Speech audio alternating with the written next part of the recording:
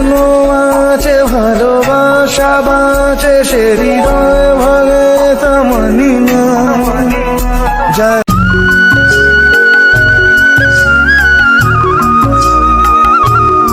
Hello everyone, আসসালামু আলাইকুম। কেমন আছো তোমরা সবাই? আমি আলহামদুলিল্লাহ ভালো আছি।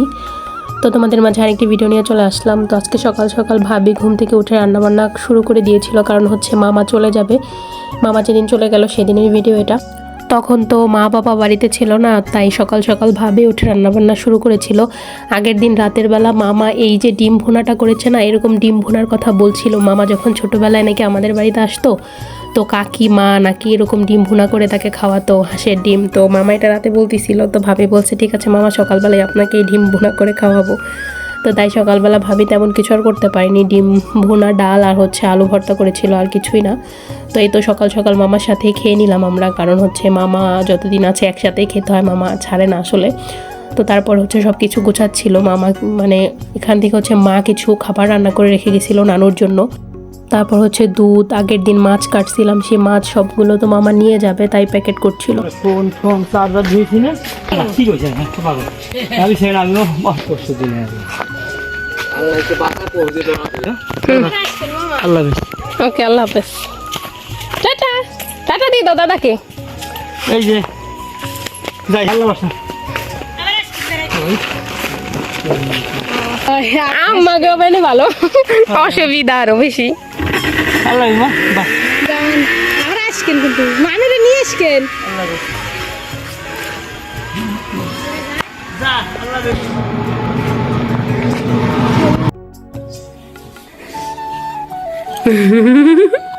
আপুজি, আপুজি তুমি ক্লান্ত হয়ে গেছিলা, তাই একটু আপের উপর রেস্ট নিছো?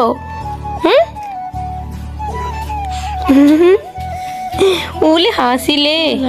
মামা তো চলে গেল, এই জন্য আসলে মনটাও খারাপ ছিল। মা বাড়িতে ছিল না, তো মেহনাজকে ফোন করেছিলাম। মেহনাজ এসেছিল ছোট বোনকে নিয়ে, মানে আমার এটা মেহনাজের ছোট বোন, মানে আমাদেরও বোন। তো ওর সাথে একটু ফাজলামি করে আসলে আমরা আবার একটা কাজে যাব, এজন্য মেহনাজ আসছে। শুধু যে ঘুরতে আসছে এমনটাও না, আমরা সবাই মিলে আমার অন্য একটা কাকিদের বাড়িতে যাব। তো মেহনাজ এসে চালতা নিয়ে বসে গেছে। আমি আগের দিন একটা চালতা পেরে রেখেছিলাম খাবো, তো ওই এসে কেটে মানে অর্ধেক খেয়ে ফেলছে। তো এখানে আমি ওর সাথে এগুলো নিয়ে ফাজলামি করতেছিলাম যে চালতাটা আমি আসলে পেরে রাখলাম, তুই খাওয়া দাওয়া শুরু করছিস।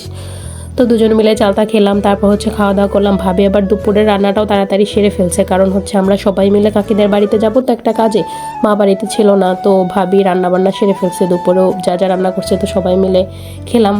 খাওয়া দাওয়া করে আসলে আমরা কাকিদের বাড়ির উদ্দেশ্যে বের হয়ে গেলাম। কাকিদের বাড়িতে যাওয়ার অনেকগুলো কারণ আছে, একটা কারণ মেইন, সেটাও বলবো। বাকিগুলো হচ্ছে যে আমার ওখানে চাচাতো বোন আছে, আমার বয়সী যারা ছিল, আমার বোনের বিয়ে হয়েছে, তো ওর একটা বেবি হয়েছে, আমি এখন পর্যন্ত দেখিনি। তো আর একটা বোনেরও বিয়ে হয়ে গেছে, তো ও এখানে আছে। তো ভাবলাম যে গিয়ে সবার সাথে দেখা হোক, অনেক দিন দেখা হয় না, তাই গেলাম। এবং একটা কাজও ছিল, এই জন্য গেলাম। কাজটাও বলবো আস্তে আস্তে।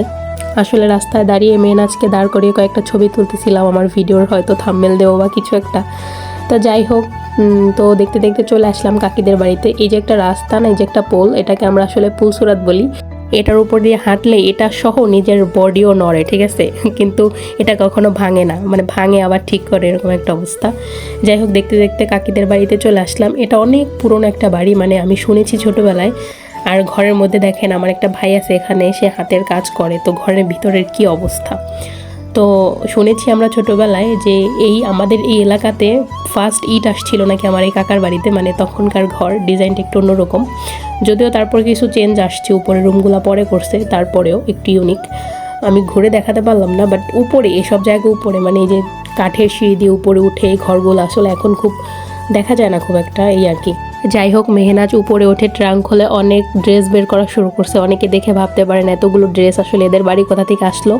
ঘটনা হচ্ছে মেইন এটাই, যেটার কারণে আমরা এখানে আসছি। এখানে হচ্ছে আমার এই বাড়িতে যে ভাইয়া, মানে আমার যে চাচাতো ভাইয়া হচ্ছে কিছুদিন আগে হচ্ছে একটা ব্যবসায় ঢুকেছিল, মানে নিজের মনে করেন বলতে গেলে মানে নিজের শখ মানে সব কিছু বিসর্জন দিয়ে টাকা গুছিয়ে একটা মানে ব্যবসায় ঢুকেছিল। নিজের বাইক ছিল, বাইকটা খুব কম দামে বিক্রি করে তারপর আরও কিছু কিছু জায়গা থেকে টাকা জমিয়ে মানে তার বন্ধুর সাথে ব্যবসা শুরু করতে গিয়েছিল 6 লাখ টাকা নিয়ে।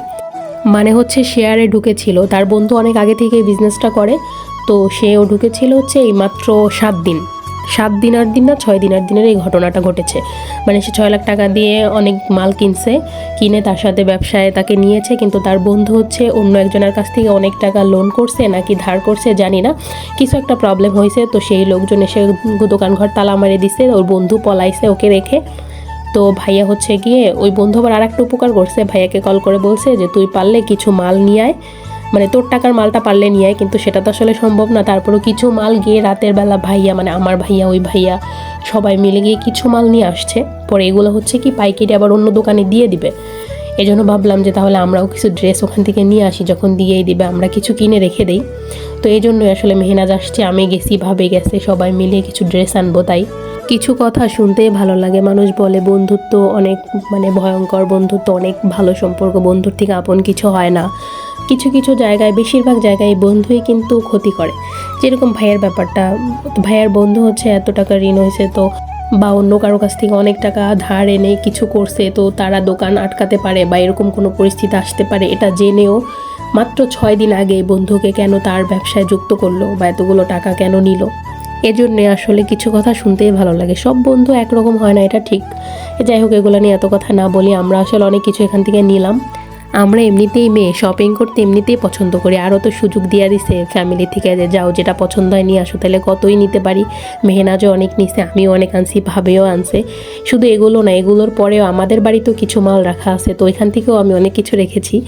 যাই হোক, যদিও আমরা অনেক কিছু কিনতে পারছি, কিন্তু ভাইয়ের জন্য খারাপ লাগতেছে। এভাবে আসলে খুচরা খুচরা মাল বিক্রি করে সে তার টাকার অর্ধেকটা উঠাইতে পারবে না, কখনো সম্ভবই না।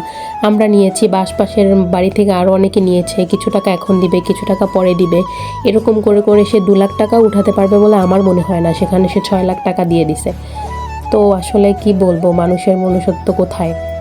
যদি তোর পলানোরই হয়তো তুই 2 দিন আগেই পলাইতি বা তাকে বলতি, তাকে না নিতি। আসলে কিছু কিছু ঘটনার জন্য মানুষ মানুষকে বিশ্বাসই করতে চায় না। এখন মানুষের উপর থেকে বিশ্বাসই উঠে যাচ্ছে, সে যে কোনো সম্পর্কেরই হোক। এখন মানুষ মানুষকে বিশ্বাস করতেই চায় না। এটার কারণও যথেষ্ট আছে, শুধু শুধু মানুষ এরকম করে না, অবশ্যই কারণ আছে। যেরকম এরকম কিছু কিছু ঘটনা ঘটে যার উপর ভিত্তি করে মানুষের উপর থেকে বিশ্বাসটা পুরোপুরি উঠে যায়। যাই হোক, অনেক কথা বলে ফেলছি, ছোট মুখে অনেক বড় কথাও হয়তো বলে ফেলছি। কথার মধ্যে কোনো ভুল হলে ক্ষমা করে দেবেন। সো ভিডিওটা আজকে আর লম্বা করবো না, এখানেই শেষ করব। যে ভিডিওটা তখন দেখলেন সবাইকে অসংখ্য অসংখ্য ধন্যবাদ। খোদা হাফেজ।